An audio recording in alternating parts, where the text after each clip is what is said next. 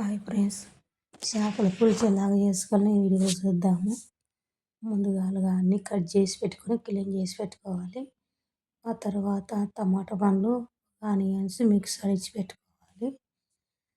Mixie గిన్నెలో అలాగనే mix అడిచి పెట్టుకోవాలి. తర్వాత ఒక గిన్నెలో చింతపండు నానబెట్టుకోవాలి ఒక 10 నిమిషాలు.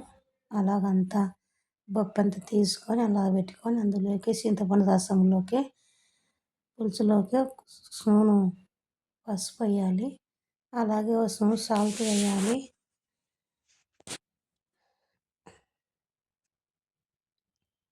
అలాగే అల్లం పేస్ట్, నేను అల్లము కొత్తిమీర మిక్స్ అడిచి పెట్టుకున్నాను. ఎల్లిపాయలు ఆ పేస్ట్ 2 స్పూన్లు వేయాలి. అలాగనే 2 స్పూన్ల కారం వేయాలి.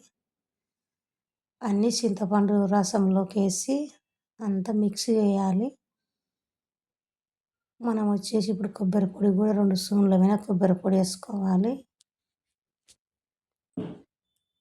ఈ మసాలాలంతా మిక్స్ చేయాలి ఫ్రెండ్స్ చింతపండు పులుసులో.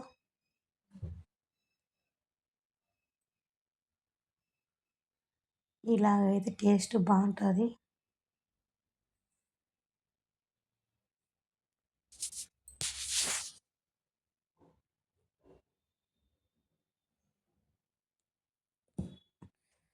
తర్వాత ఒక కళాయి పెట్టుకొని ఆ కళాయిలో ఆయిల్ వేసుకోవాలి. ఒక 5-6 స్పూన్ల ఆయిల్ వేసుకోవాలి.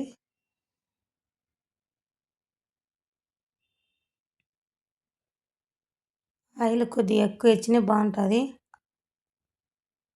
మనం ఎప్పుడు చేసినట్లు కాకుండా ఒకసారి ఇలా చేయండి, టేస్ట్ బాగుంటుంది. ఆయిల్ ఎక్కిన తర్వాత కరివేపాకు, జీలకర్ర వేసుకోవాలి. మనం ఇందాక ఆనియన్స్ మిక్స్ అడిచి పెట్టుకున్నాం కదా, టమాటా పండు ఆ పేస్ట్ అందులోకి వేసుకోవాలి. ఇది పచ్చి వాసన పోయేంత వరకు 1 నిమిషం అలాగే వదిలేయాలి.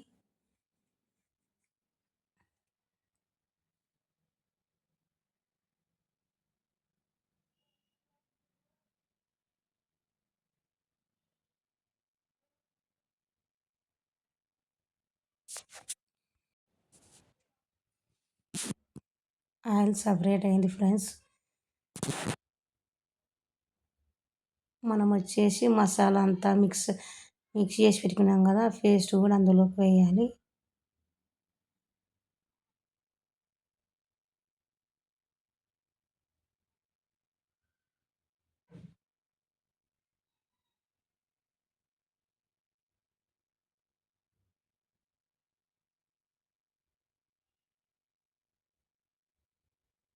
ఇందులో చేపల మసాలా వేసుకోవాలి. కొద్దిగా మరలాల ఫ్రెండ్స్ బాగా ఇది ఉడకబట్టినప్పుడు మనం చేపలు వేసుకోవాలి.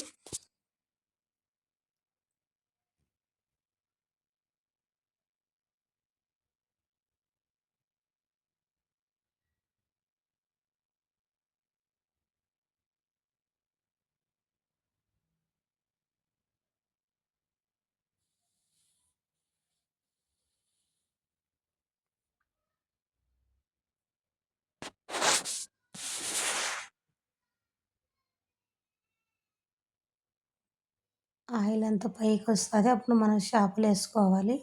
మూత పెడదాము 1 నిమిషము. అది మరలాల గనుక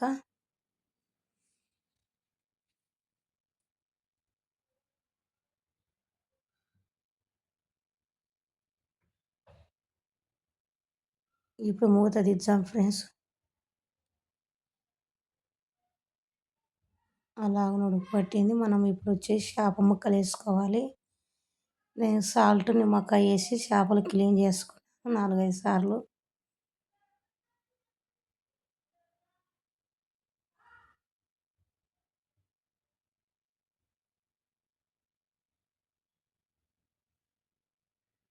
టేస్ట్ బాగుంది చేపల కూర.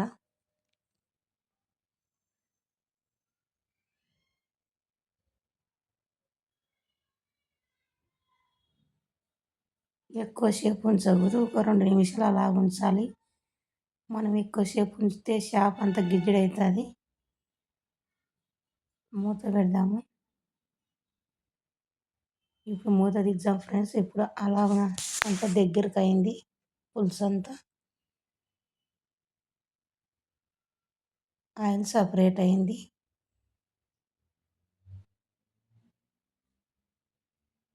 చేపల కూర